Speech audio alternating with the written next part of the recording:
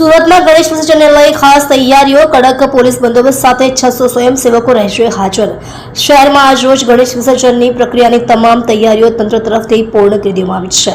શહેરના 21 જેટલા કૃત્રિમ તળાવ પરથી 5 ફૂટ સુધીની પ્રતિમાઓનું વિસર્જન થવાનું છે, જ્યારે 5 ફૂટથી વધુ ઊંચાઈ ધરાવતી પ્રતિમાઓનું ડુમસ, હજીરા અને હજીરા દરિયામાં વિશાળ ક્રેન મારફતે વિસર્જન કરવામાં આવશે।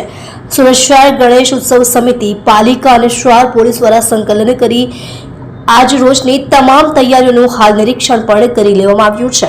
ગણેશ વિસર્જનની પ્રક્રિયા ઝડપભેર રીતે પાર પડે તે માટેની અપીલ સુરત શહેર ગણેશ ઉત્સવ સમિતિ દ્વારા શહેરના ગણેશ મંડળોને કરવામાં આવી છે। સુરત મહાનગરપાલિકા દ્વારા આવતીકાલે ગણેશ વિસર્જનની પ્રક્રિયાને લઈને 7 ઝોનમાં બનાવવામાં આવેલા કુલ 21 જેટલા કૃત્રિમ તળાવ પર તમામ તૈયારીઓ હાલ પૂર્ણ કરી લેવામાં આવી છે।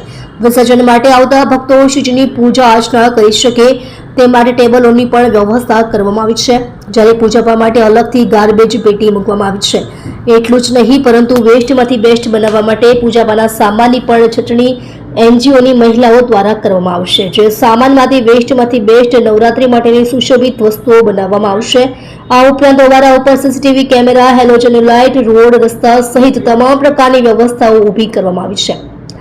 વિસર્જન પ્રક્રિયા દરમિયાન કોઈ અનિચ્છનીય ઘટના ન બને તે માટે તમામ ઓવારા પર સુરત મહાનગરપાલિકાના ફાયરના જવાનો અને રેસ્ક્યુ બોટ સ્ટેન્ડ બાય મૂકવામાં આવી છે, જે ફાયરના જવાનો દ્વારા ગણેશ વિસર્જનની પ્રક્રિયા ઉપર સતત નજર રાખવામાં આવશે। આ સાથે જ ગણેશ વિસર્જનની પ્રક્રિયામાં જોડાનાર તમામ સ્વયંસેવકોને લાઈફ જેકેટ પણ પૂરા પાડવામાં આવ્યા છે। મોટી પ્રતિમાઓના વિસર્જન માટે શહેર પોલીસ દ્વારા જે તે ગણેશ મંડળોને રૂટ નક્કી કરી આપવામાં આવ્યા છે।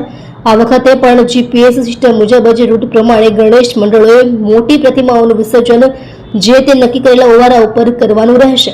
ગણેશ વિસર્જન દરમિયાન ધાર્મિક આસ્થા જળવાઈ રહે અને સંતોની સૂચનાનું પણ સુચારુ રૂપે પાલન થાય તેની જવાબદારી પણ ગણેશ આયોજકોની રહેલી છે।